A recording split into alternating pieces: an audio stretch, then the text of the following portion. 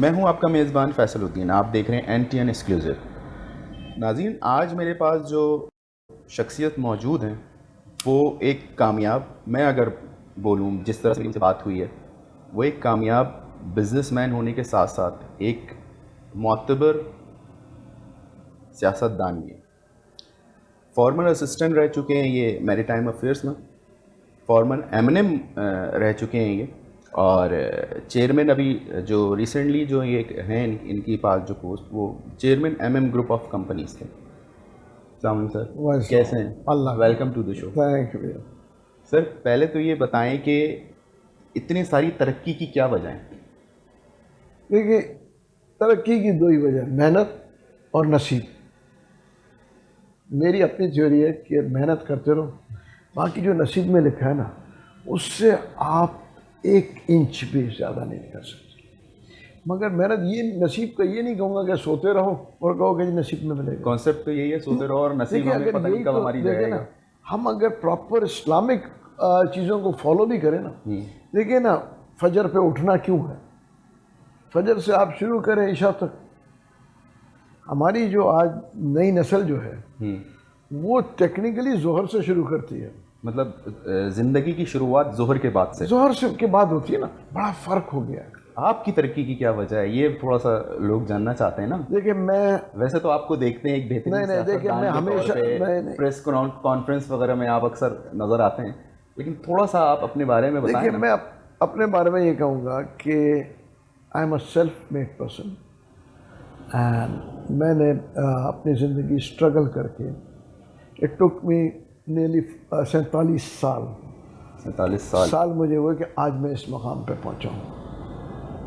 और अनथक मेहनत, और हमेशा मतलब जल्दी में नहीं रहा।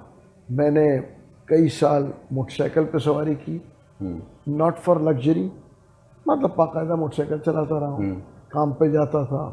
मैंने बाहर जहाज़ पे भी काम किया। और ये मोटरसाइकिल चलाने का सफ़र कितना तवील था ये तकरीबन देखें, ऐसा तो रोज़ के कोई 40-50 किलोमीटर तो नॉर्मल। ओके। और उसके बावजूद मैं बस, उससे पहले बसेस में जाता था। W11 चलती थी, 2 नंबर बस चलती थी। जी जी W11 वैगन हो गई थी, 2 नंबर बस चलती थी जो कि नुमाइश से जी। नाजमाबाद भी जाती थी। पे हमारे दौर में तो हमने तो स्कूल और कॉलेज में हमने तो ट्राम देखा है। हम ट्राम में 10 पैसे ट्राम लेता था और 10 पैसे बस लेता था। तो आपको कोई अपनी ज़िंदगी का ऐसा कोई हर्डल, जब आप स्ट्रगल पीरियड में थे, तो कोई आपने कुछ ऐसी चीज़ें याद हैं आपको कि आपको ज़िंदगी ने बोला हो कि नहीं बस बहुत मैंने कर ली स्ट्रगल, बस अब नहीं, अब मैं आगे बढ़ूंगा और दूसरी चीज़ें देख लूँ? देखिए, मेरे हिसाब से ज़िंदगी जब तक जिंदा है ना, आदमी काम करते रहे और उसको काम को शौक से करे, मजबूरी समझ से, लगन से, दिमाग से। हाँ, और देखिए, बाज़ वक्त लोग काम करते हैं मजबूरी। मुझे पैशन है काम तो मजबूरी तो 9 to 5 वाली जो जॉब होती है, वो क्या उसको मजबूरी पे हम डिपेंडेबल कर सकते हैं? देखिए, उसको मैं मजबूरी कैसे कहूँगा? अगर वो बेजारियत में बैठा है और वो टाइम सिर्फ गुजार रहा है तो वो उसकी मजबूरी है। मगर अगर वही 9 to 5 में वो उस शौक से कर रहा है तो वो बहुत जल्दी आगे जाएगा। देखिए, बड़ा फर्क है 9 to 5 में। 2 लोग हों, एक जो शौक से वो काम को देख रहा है तो वो ग्रास्प करेगा। तो वो शौक कैसे जस्टिफाई करेगा? देखिए, शौक जो है ना, वो ऐसे जैसे आपको बोले पढ़ाई से। हम कॉलेज जाते थे, आप भी कॉलेज गए, स्कूल गए। कुछ लोग होता है कि जी स्कूल गया, ख़त्म हो गया क्लास, उन्हें के जान छूटी। और कुछ बच्चे होते थे वो ध्यान से पढ़ रहे होते थे तो उनके नंबर अच्छे आते थे, और जिनके नंबर ख़राब आते थे वो कहते कि जी पेपर गलत आया। मुझे याद है जब हम मैट्रिक कर रहे थे तो मेरे साथ बहुत सारे हमारे दोस्त थे, वही कहा यार पेपर बड़ा गलत आ गया है। तो भाई हमारे वालिद साहब ने कहा कि बेटा पेपर अगर गलत आ गया है तो ये बाकी लोगों ने जो किया है, तुम्हारा ही पेपर गलत है। मतलब हम इल्ज़ाम लगाने में फौरन हम तो इल्ज़ाम, हर चीज़ पे हम दूसरे पे इल्ज़ाम क्रिटिसाइज करना शुरू कर देते हैं कि हमारे मुताबिक नहीं हुआ तो ये नहीं है, सही नहीं है यार। एक बड़ा आम मुहावरा देते हैं, यार हम तो बड़े ईमानदार लोग हैं, ये तो तरक्की की। देखिए ना, हम लोगों की तरक्की नहीं देख सकते। देखिए ना, हम समझते हैं कि हर तरक्की जिस आदमी ने किया है वो बेईमानी से किया है। ऐसा नहीं है हकीकत, ठीक है ना। देखिए बाहर के मुल्कों में हम बोलते हैं ना कि अमेरिका में गया तरक्की कर गया, वो उनको अप्रिशिएट करते हैं, यहाँ पे वो इसको डिस्करेज करते हैं, चाहे गवर्नमेंट हो चाहे इदारे हो। उन्होंने कहा जी वो ये तो ये फलाना इसको करे। देखिए एक बिजनेसमैन है, हम कहते हैं कि जी बिजनेस फ्रेंडली, उसको हम अपॉर्चुनिटी देना, हम उसको अपॉर्चुनिटी नहीं देते, हम उसको कहते हैं कि नहीं यार इसको देखो इसने कहाँ से पैसे बनाए, मतलब उसके पीछे लग जाते हैं कि जी इसकी जो लोग कहते हैं America is a land of opportunity, मैं कहता हूँ Pakistan is a land of opportunity. क्या फ़र्क है? यहाँ अगर आपने काम करना है और मेहनत करनी है, पाकिस्तान से अच्छी जगह नहीं है। चाहे आप छोटे से काम शुरू करें, देखिए ना कौन सा काम है जो आपने, मैंने बहुत सारे काम किए। मैं आपको एग्जांपल दूं कि मैंने जो छोटे से छोटा काम, मैंने दर्जी का काम, लेडीज टेलरिंग की शॉप खोली। ये कौन से ईयर की बात बता रहे ये मैं बात कर रहा हूँ 80s। रेंट कार किया, मैकेनिक का वर्कशॉप खोला, वीडियो की दुकान चलाई, दूध की दुकान चलाई, भैंसों का बाड़ा चलाया, वाह, शिपिंग करता रहा। और अल्लाह ने मुझे मेहनत का यह सिला दिया कि मैं एक वक्त में अपने एक जहाज का मालिक रह चुका हूँ। दैट्स गुड, ठीक है ना। अपना करियर शुरू किया कैडेटशिप से। तो चीज़ें जो है ना, ये कहना कि कोई भी जिसको कारोबार को हम हकीर ना समझे या कोई भी काम को हकीर ना समझे। अब देखें ना, हम अगर कोई चीज़ गटर बंद हो जाता है हम उसको समझते हैं कि यार बड़ा अजाब हो गया, उन्होंने कहा वो भंगी के अलावा कोई नहीं करेगा, हम खुद क्यों नहीं कर सकते? देखिए वेस्ट में यही फ़र्क है। जी जी जी, कि जब हम बाहर के मुल्कों में जाते हैं तो हम आप यकीन करें हमारे पास वो गाड़ियाँ नहीं हैं जो बाहर में अमेरिका में कनाडा में सारी चीज़ें चलती हैं। तो आप यकीन करें एक पियून, मैंने खुद देखा है अपनी आंखों से, एक पियून सफाई करके ऑनर खुद आएगा, कैसे हैं आप, ठीक हैं, थैंक यू वेरी मच।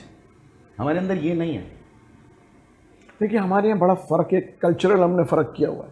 आपको मैं एग्जांपल देता हूँ, आप KFC चले जाएं, वहाँ पे आदमी पैंट शर्ट पहना खड़ा हुआ है, आपको रिसेप्शन पे दे रहे हैं, आप ले जाएं और वहीं पे सामने केचप गिरा दें, तो वो रिसेप्शन से उठ के आएगा और वो केचप को झाड़ू से उठ के साफ़ करे। कराची की बात करो जी।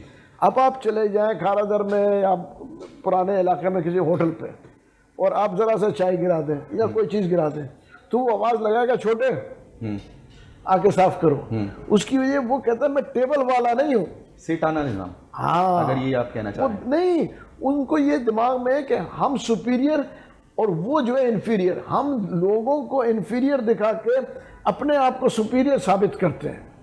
खराबी यहाँ है कि जी मैं इसको इन्फीरियर बताऊं कि ये जो है ना, ये किसी को उन्होंने कहा जी इसका बेटा ड्राइवर है, इसमें क्या हुआ? जहाज के पायलट को आप पायलट बोलते हैं, ठीक है ना, बस के फील करते हैं। देखिए बस के आप उसको बोलते हैं ड्राइवर, ठीक है ना, इसमें क्या बुराई है अगर वो बस के का ड्राइवर है? देखिए ना, बस में जो है उसके साथ क्लीनर होता है, ठीक है ना, और यहाँ पे हम बोलते हैं, उन्होंने कहा जी ये तो क्लीनर है। भाई देखें कोई काम बुरा नहीं है। तो सर एक चीज़ मुझे बताएं ना, ये तो डिस्कशन हो रही है, ठीक है ना, हम डिस्कशन पे ही सारी चीज़ें ले जाते हैं, मैं नॉर्मल बात कर रहा हूँ, ये सही कैसे होगा? इन सब चीज़ों को सही कौन करेगा? देखिए मैं ये कहूँगा इन सब चीज़ों को सही करने के लिए नौजवान तबका, लेकिन हमने वेस्ट के, सर अभी आप खुद बता रहे हैं नौजवान तो ज़ोहर के बाद उठ रहा है। देखिए वही तो, उनको कौन सही करेगा? उनको हमारे आलिम दीन से मैं रिक्वेस्ट करता हूँ, ठीक है ना, कि वो आगे आए, वो लोगों को सबक दें कि जी हम फजर पे शुरू करें काम और हम इशा पे ख़त्म करें। देखिए ना, क्योंकि हमारा हो सकता है देखिए माशरा हमारा ये है, प्रैक्टिकली मैं कहूँगा मुश्किल ज़रूर है, मगर देखिए ना एक इन्फ्लुएंस काफ़ी है हमारे जो है उनका, इस्लामिक जो है मैं कहूँगा स्कॉलर्स का इन्फ्लुएंस काफ़ी है हमारे। तो हमें काउंसलिंग की ज़रूरत नहीं है? यंगस्टर्स को काउंसलिंग की ज़रूरत नहीं है? यंगस्टर्स को काउंसलिंग की भी ज़रूरत है। यंगस्टर्स को मैं कहूँगा कि घर से भी उनको ये बताना चाहिए कि देखिए बेटा ये चीज़ें सही नहीं है। देखिए स्कूल सिखाया है, जब भी तो हम आगे जाएंगे। क्या स्कूल सिखा रहे हैं? देखिए स्कूल में तो एजुकेशन का ही सत्यानाश है। बोल दिया स्कूल सिखा, मतलब स्कूल सिखा रहा है। देखिए ये तो देखिए हम हर चीज़ डाल देते हैं हुकूमत पे, हर चीज़। उन्होंने कहा ये कचरा हमने अपने गटर के बाहर फेंका।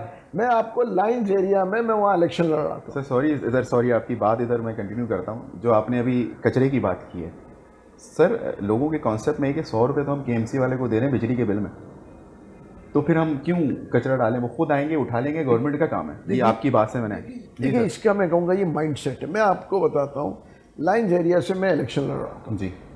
मैं वहाँ गया तो पूरा उनका जो नाला भरा हुआ कचरे से, और वो ऐसी जगह थी कि जहाँ ना गाड़ी जा सकी है ना मोटरसाइकिल, और वो ट्रॉले में लेके आना। तो मैंने उनसे पूछा, मैंने कहा यार ये गटर भरा कैसे पूरा, मतलब मनों के हिसाब से? तो कहने लगे सभी तो भर गया। मैंने कहा जी बाहर से तो किसी ने लाके नाले में नहीं डाला। भर गया या भरवा दिया गया? मैंने कहा जी नाले में बाहर से तो कोई आ नहीं सकता। कहने लगे नहीं जी ये तो ऊपर वही हम ही लोगों ने डाला है। मैंने कहा देखें जी, आप लोगों को जब पता है कि ये नाला आप ही के वहाँ से जा रहा है, आप इसको कर, फिर उसके बाद ये मैं इंस्टीट्यूट पे बोल रहा हूँ, मैंने उनसे कहा, मैंने कहा दी ऐसा करें इसको सफाई करवाते हैं, ट्रक वगैरह सब मैं लगवा दूँगा। उस वक्त फंड नहीं, मैंने कहा मगर एक शर्त है कि वो जो ट्रॉली में जमा करके तो वो डाल देंगे, आदमी दे दूंगा, मगर ट्रॉली खींचने के लिए वो जो ट्रॉली है वो हर घर से या उस मोहल्ले से आप आदमी दे दें। मेरे ख्याल से नहीं हुआ। नहीं वो नहीं हुआ। उसकी वजह ये वो डिस्ग्रेस, भाई कचरा अगर तुमने फेंका है तो थोड़ा सा ताकि आइंदा ना करें ना। देखिए ना हम कचरा फेंकते हैं, उन्होंने कहा उठाया फेंक दिया, कि यार खुद सीखें कि ये मेरा घर है। अगर ये मान लें कि हमारा घर है, ये हाँ ये हमारी गली भी हमारा घर है। लेकिन आज लोगों को पड़ोसी का नहीं पता। हम जिस दौर के हैं उस जमाने में हम तकरीबन आधा किलोमीटर के रेडियस पे तो हम बता सकते थे कि कौन से घर में कौन रहता है।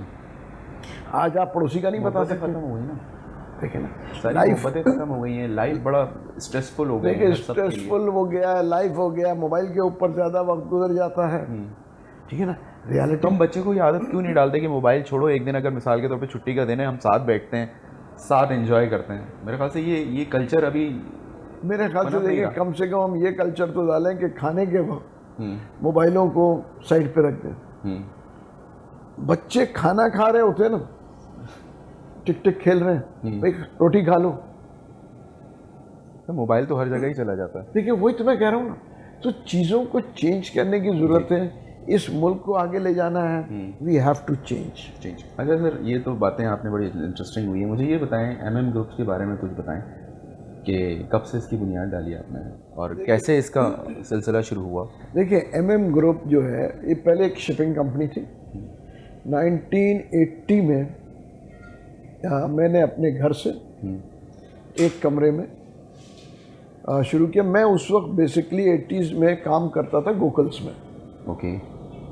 गोकल्स में काम करते थे। गोकल्स उस वक्त दुनिया के मैं कहूँगा सब में बड़े या बहुत बड़े शिपिंग कंपनी थी जी। गोकल्स कुछ इश्यूज हुए और गोकल्स का मैं कहूँगा कि डाउनफॉल आना शुरू हुआ, क्योंकि BCCI जब बंद हुआ जी, तो मैं क्योंकि उनके चार्टरिंग करता था और देखता था, तो उस वक्त जब वो डाउनफॉल में, तो मैंने अपनी एक कंपनी खोली अपने घर के एक कमरे में। उधर से मैंने शिपिंग एजेंसी खोली।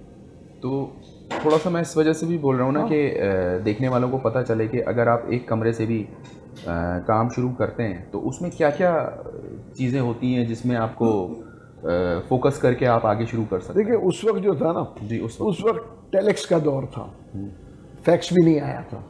टेलेक्स हम पट्टी बनाते थे। टेलेक्स के ऊपर मैं बाहर के लोगों को कांटेक्ट करता था कि जी एजेंसी के लिए। फिर मुझे शिपिंग एजेंसी मिली। उसके बाद फिर मैं कामयाबी वहाँ से शुरू हुई पाकिस्तान स्टील के टेंडर से। वो टेंडर में मैंने पोजीशन लिया, क्योंकि ऑब्वियसली मेरा मैं कहूँगा तजुर्बा वहीं का था। तो उसके बाद उस टेंडर को मैंने सबलेट किया। ठीक है। और जो है मैं कहूँगा कि मैं सीढ़ी के ऊपर चढ़ गया। ठीक हो गया। और कुदरत ने वहाँ से करते करते मैं चार्टरिंग करता रहा, स्टीवडोरिंग किया शिपिंग में, फिर मैं जहाज़ का मालिक बन गया। ठीक है। और उसके तो बाद ये जो आपने इतनी आसानी से बता दिया, मैंने ये सारी चीज़ें की और मैं जहाज़ का मालिक बन गया, तो ये कितना टेन्योर था ये इसका? टेन्योर लग गया कोई 13 साल। 13 साल। 13 साल लग गए। और फिर उसके बाद इम्प्लीमेंट नए लॉज आ गए, तो मैंने वो जहाज़ बेच दिया और मैं शिप ब्रेकिंग भी मैंने की। जैसे मैंने शिप ब्रेकिंग आज भी कर रहा हूँ। ठीक है। शिप ब्रेकिंग की, फिर ये चलता गया सिलसिला 2000 तक। ठीक है। 2000 में मैं इंडस्ट्री में चला गया और मैंने पहली इंडस्ट्री लगाई राइस एक्सपोर्ट की। और फर्स्ट इंडस्ट्री थी आपकी राइस? हाँ, पहले फर्स्ट। और मालिक का करम है कि 3 साल के अंदर जो है हमारी company top rice exporter of Pakistan रही। एक्सीलेंट। मतलब कोई मेरे ख्याल से, अगर मैं गलती पे नहीं हुई, नंबर 1 और नंबर 2 के हम बीच में ही थे, जो कि 3 साल तक हम रहे। तो ये जो राइस अभी आप मतलब जो कर रहे हैं जिस फैक्ट्री में, तो ये बाहर एक्सपोर्ट वगैरह भी? ये सिर्फ एक्सपोर्ट करते हैं। सिर्फ एक्सपोर्ट करते थे? सिर्फ एक्सपोर्ट करते हैं। तो राइस का एक्सपोर्ट शुरू किया, उसमें अल्लाह ने कामयाबी दी। जैसे मैंने कहा, टॉप एक्सपोर्टर्स रहे काफ़ी अरसे तक। और उसके बाद मैं राइस एक्सपोर्ट एसोसिएशन का चेयरमैन भी रह चुका हूँ। उसके बाद फिर हमने एक आटे की मिल बिक रही थी, आटे की मिल ख़रीद ली, वो भी अल्लाह का करम चलना शुरू हो गया। फिर घी मिल जो है लगाया खुद, ऑयल एक्सट्रैक्शन खुद लगाया, ठीक है ना। और वेयर हाउसिंग और एक्सपोर्ट, जिसमें हमने हर किस्म का एक्सपोर्ट किया, जिसमें मकई से लेके चावल, गंदम एक्सपोर्ट्स में रहे। ये कंपनी जो है ये सारी एमएम के अंडर में है। ठीक है। उसकी वजह कि एमएम के अंडर में मैंने कोई पार्टनर नहीं लिया, जो किया खुद किया। फिर उसकी वजह से मेरे साथ जॉइंट वेंचर्स में जो है कि हमने किया, मैंने मुर्गियों का, जैसे मैंने कहा ना, मैंने बहुत सारे काम किए। पोल्ट्री का हमने काम किया जो अभी भी कर रहे हैं, मगर वो जॉइंट वेंचर में है, ठीक है ना, जिसमें मेरे साथ पार्टनर्स हैं। जैसे हम स्टील का काम कर रहे हैं, उसमें भी मेरे साथ पार्टनर हैं, ठीक है ना। और बहुत सारी जो छोटे छोटे कोई भी काम, जैसे फिशिंग ट्रॉलर का काम है, मैं वो भी कर ले। लेकिन ये प्रॉफिटेबल काम है, इसमें क्या लॉस का भी कोई परसेंटेज? देखिए, ऐसा कोई कारोबार नहीं है जिसमें लॉस होने का खतरा है। जी नहीं हो, इसीलिए तो ये भी आपके दिमाग में होगा जब आप कर रहे होंगे कि अगर ऐसा करता हूँ तो कामयाबी तो होगी, अगर लॉस होगी तो फिर क्या नहीं। उस वक्त जब पहला आदमी ने इंसिडेंट हुआ ना, तो मेरे पास लूज करने को कुछ था नहीं, और वो बहुत बड़ी स्ट्रेंथ होती है आपके पास, ठीक है ना। जब आपके पास लूज करने को कुछ ना हो ना, तो आप बहुत ताकतवर होते हैं, फुल कॉन्फिडेंट होते हैं, कॉन्फिडेंस होता है कि 100% का रिजल्ट है ये मैं करूँगा। एक स्टेज के बाद आके आप जो है बहुत कमज़ोर, उसकी वजह ये है कि उस वक्त लूज करना फिर आपको बहुत मुश्किल लगता है। तो अल्लाह का करम, उसके बाद जो है 2017 के एंड में मुझे कुछ दोस्तों ने, तो नहीं कहूँगा, मुझे लोगों से ताल्लुक़ था, तो उन्होंने कहा कि जी आप सियासत में आ जाएं। ये मैं आ रहा हूँ ना कि आपने बिजनेस करते करते सियासत की तरफ फिर आपका रुझान कैसे बना? देखिए, सियासत की तरफ मेरा कोई रुझान नहीं था, और मैं कहूँगा कि मुझे बड़े बुजुर्ग तो यही बोलते हैं, सब कर लेना, सियासत में नहीं आना, मुझे ये अलग बिजनेस है। बिल्कुल, मेरे दोस्तों ने, मेरे कारोबारी हल्के के दोस्तों ने मुझे यहाँ तक कहा कि तुम पागल तो नहीं हो गए, ये हमारा काम नहीं है। देखिए, ये हमारी बदकिस्मती है कि हम कहते हैं कि जी सियासत हमारा काम नहीं, क्योंकि सियासत को बुरा समझते हैं। ये तो एक माइंड सेट है, ये माइंड सेट है कि सियासत जो है अच्छे लोगों का काम, मगर मेरे ख्याल से दैट्स रॉन्ग।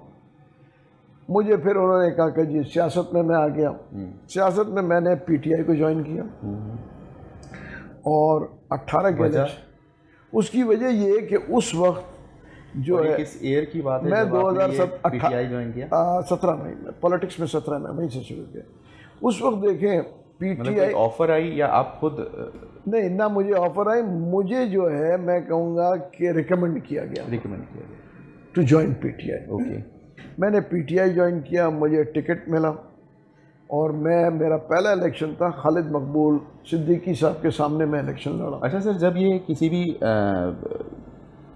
पॉलिटिक्स को ज्वाइन किया जाता है तो आपको मैनिफेस्टो दी जाते हैं कि ये इनका मैनिफेस्टो है, तो आपने मैनिफेस्टो वगैरह सारी चीज़ें आपने, या फिर ऐसे ही आपने कहा नहीं यार थोड़ी सी वर्किंग नहीं की, या फिर आपने एक शख्सियत देखी कि वो है उसके पीछे हमारे आगे देखिए खड़े यही हो जाते बदकिस्मती, बिल्कुल आपने सही पॉइंट पे लेके आए। हैं? हमारे यहाँ पाकिस्तान में और इस खत्ते में तो ख़ास तौर पे हमारे यहाँ हम शख्सियत परस्त हो गए हैं। जी।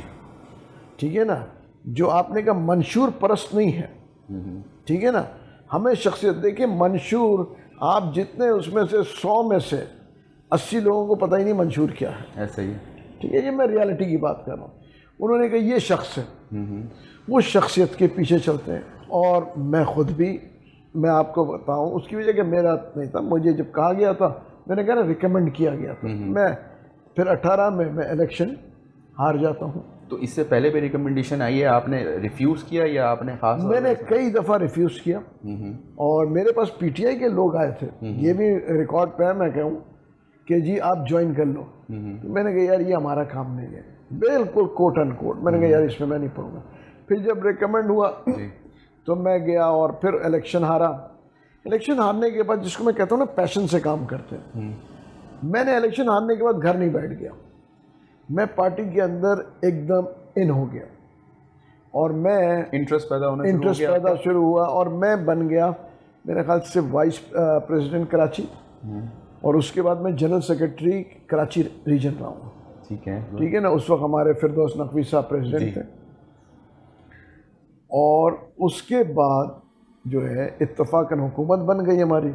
जब हुकूमत बन गई तो अली जैदी साहब ने मुझे एज एन एडवाइज़र उनको ले, क्योंकि मेरा शिपिंग का तजुर्बा था और वसी तजुर्बा था, उनका तजुर्बा नहीं था।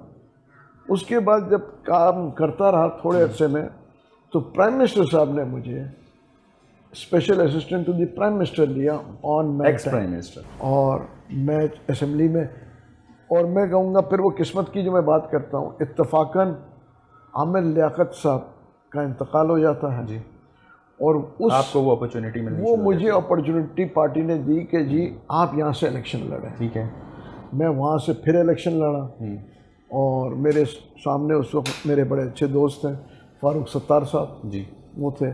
मैं वहाँ से दूसरे अपोनेंट थे आपके जी, वहाँ से मैं जीता, MNA रहा। फिर हुकूमत जो है गिर गई और उसके बाद फिर मैंने बेसिकली, फिर आपकी प्रेस कॉन्फ्रेंस सुनता हूँ मैंने उसकी, मैं बताऊँ, मैंने बिल्कुल प्रेस कॉन्फ्रेंस की जी, और उसकी वजह, हाँ प्रेशर था, मैं कहूँगा प्रेशर टू दैट एक्सटेंट मेरे लिए नहीं था, मैं स्ट्रेट बात कर रहा हूँ। प्रेशर बिल्कुल ज़रूर था, मगर नॉट टू दैट एक्सटेंट जो कि लोगों के साथ हुआ। इसलिए मैं आज भी कहता हूँ कि कुछ लोग अंडर ड्यूरेस ने छोड़ा एंड दे आर लायबल कि वो वापस जाएं, उनका हक बनता है। मैंने अंडर वो प्रेशर नहीं छोड़ा, तो मेरा हक भी नहीं बनता मैं वापस जाने का, और न मेरा ज़मीर ये मुतमईन होगा कि मैं वापस PTI में जाऊँ। तो इसलिए मैंने PTI को खैरबात किया। उसकी देखें वजह ये है, और वहीं से मैंने ये कहता हूँ लोगों को कि जब मैंने देखा ना कि देखिए जब आप डेप्थ में देखते हैं ना तो आपको बहुत सारी चीज़ें नज़र आती हैं। और ये मैंने जो ये 2 साल गुजारे, या मैं कहूँगा आखिरी के जो 6 महीने, मैंने बहुत कुछ सीखा कि ये रियलिटी और परसेप्शन में बड़ा फ़र्क है। बिल्कुल ठीक है ना। और उसके लिए मैंने पार्टी छोड़ी और अभी मेरे ख्याल से जो है इस वक्त तो मैं किसी पार्टी में नहीं हूँ, इंडिपेंडेंट है, मैं अपना बिजनेस कर रहा हूँ और इंडिपेंडेंट हूँ। उसकी वजह ये है कि मेरे ख्याल से कोई ना कोई किसी को आना चाहिए, वैक्यूम बड़ा है, और कि जी पार्टी, एक नई पार्टी आनी चाहिए, स्पेशली कराची एंड सिंध के अंदर इसका वैक्यूम है। उसकी वजह ये है कि जो दोनों मेन पार्टी हैं जिनका दारुल खिलाफा कराची है, MQM का दारुल खिलाफा भी कराची और पीपल्स पार्टी का दारुल खिलाफा, मगर वो उस इंटरेस्ट से मैं कहूँगा कराची वालों के लिए एक अलग पार्टी जनरेट होनी चाहिए, ना काम कर रहे हैं और ना वो उनको कोई डिलीवर कर रहे हैं। और ख़ास तौर पे MQM मेरे बहुत सब जानने वाले हैं, मगर देखिए वो डिलीवरी नहीं हो रही, आपस के कॉन्फ्लिक्ट बहुत हैं। सर मुझे ये बताएं ना, सुनने वालों को भी बताएं कि क्या सियासत में किसी इदारे को आप लेके उसकी तजलील कर देते हैं? आप किसी भी शोबे में उठा लें जो हमारे जो इदारे हैं, भले वो वकालत हो चाहे वो इस्टेब्लिशमेंट हो, तो क्या ये सही है सियासत में इसको रखा जाता है, मरूज खातिर रखा जाता है? देखिए सियासत कैसी सियासत है? देखिए ये सियासत ऐसी है ना, शायद मैं समझ जाऊँ। नहीं देखिए मैं बताऊँ, बदकिस्मती क्या है, सियासतदान वही बेचता है जो कि लोगों को चाहिए। लोगों के दिल जीतता है? नहीं, उनको देखिए जो आपको देखिए, मैंने कहा आपने कोई लकी ईरानी सर्कस आपके दौर में नहीं था। लकी ईरानी सर्कस में वो मदारी जो है ना सर था ना, ठीक है ना, वो दिखाता था जो आपको देखना होता था जी, ठीक है ना। अब भी जो है ना देखिए अवाम को वही दिखाया जा रहा है जो अवाम को पसंद है। देखिए अवाम को अगर आप सीधी सादी बात करेंगे तो उनको पसंद नहीं आएगा, उनके समझ में नहीं आएगा। म्यूज़िक होना चाहिए, शोर शराबा होना चाहिए, आपके जज्बाती आपको तकरीर चाहिए, आप जो है कभी माइक गरमाने वाली चीज़ें चाहिए, कभी माइक पे देखिए उसमें लोग जो हैं उनको अच्छा लगता है एंड वो बिकता है। आप अगर जस्टिफाइड बात करें तो वो लोगों को आपको सुनना ही नहीं है। लोग चाहते हैं कि आप दूसरों को बुरा भला बोले। नहीं सर, इदारे को क्यों टारगेट किया जाता है? हमारा इदारा है, पाकिस्तान का इदारा है। इदारे को टारगेट करके क्या हुआ? पाकिस्तानी, हमें ये मेरे ख्याल से नहीं करना चाहिए। देखिए इदारे को, मैं वाहिद आदमी हूँ जो कि लोग मुझे कहते हैं, मैं ओपन आपके इस पे लोग मुझे कहते हैं कि जी इस्टेब्लिशमेंट का आदमी है। तो मेरा सवाल है कि कौन इस्टेब्लिशमेंट का आदमी नहीं है? मेजॉरिटी इस्टेब्लिशमेंट में से राब्ते में है। पीटीआई के लोग भी, मैं ओपनली कहता हूँ, मेजॉरिटी इस्टेब्लिशमेंट के उसमें है, कॉन्टेक्स्ट में है। ठीक है ना। मेरा उसूल ये है कि मैं कहता हूँ कि हमारा कोई हक नहीं है इस्टेब्लिशमेंट को बुरा भला बोलने का, क्योंकि 2018 में इस्टेब्लिशमेंट के साथ मिलके आपने हुकूमत बनाई। बगैर इस्टेब्लिशमेंट के आप हुकूमत नहीं बना सकते थे, मैं दावे से कह रहा हूँ। जब तक पीछे सपोर्ट नहीं होती है, जब तक पीछे सपोर्ट नहीं थी, उस वक्त इस्टेब्लिशमेंट बहुत अच्छी थी, जब तक आप हुकूमत में थे। वो देखिए ये बदकिस्मती हमारी है, जो पार्टी उतरती है ना वो इस्टेब्लिशमेंट को बुरा भला कहती है, चाहे वो पीपल्स पार्टी हो, चाहे वो PMLN हो, चाहे वो PTI हो। सर ये हमने अभी रूट में बात की थी ना कि पेपर सही नहीं आया तो जी टीचर खराब है, हम टीचर इल्जाम देते हैं। बिल्कुल वाइस वर्सा, अगर इसको ऐसे कर लेते हैं। देखिए इस्टेब्लिशमेंट को हम ब्लेम करते हैं, ठीक है ना। खुदारा जब आपके साथ हो तो अच्छे, जब आपको अगेंस्ट हो तो ये अलमिया है। देखिए यही तो अलमिया तो है। अगर ये अलमिया है तो फिर अवाम को हम जो है क्यों कह, देखिए आज भी मैं आपको बताऊं कि कभी नेगोशिएशन की बात हो रही होती है, कभी कुछ होता है, उसकी वजह ये कि लोगों को वो सुनना है।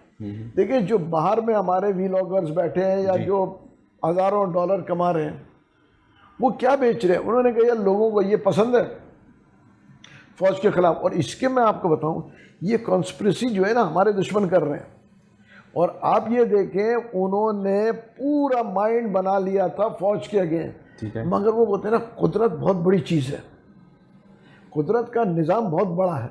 हम समझते हैं कि जी हमने फतह कर लिया, पूरी माइंडसेट है, हमने फौज को डिमोरलाइज कर लिया। कुदरत जब अपना रंग दिखाने आती है तो आप ये देखें 4 दिन में वो कुदरत ने रंग दिखाया कि आज जो फौज को बुरा भला कहते थे, आज उनको सलूट कर रहे हैं और सलाम कर रहे हैं, खड़े होके और ये कह रहे हैं कि उसकी वजह कि ये मोरल जो है जिसको ये डाउन करने की जो हमारे दुश्मन कर रहे थे, वो उनके हाथों में खेल रहे थे।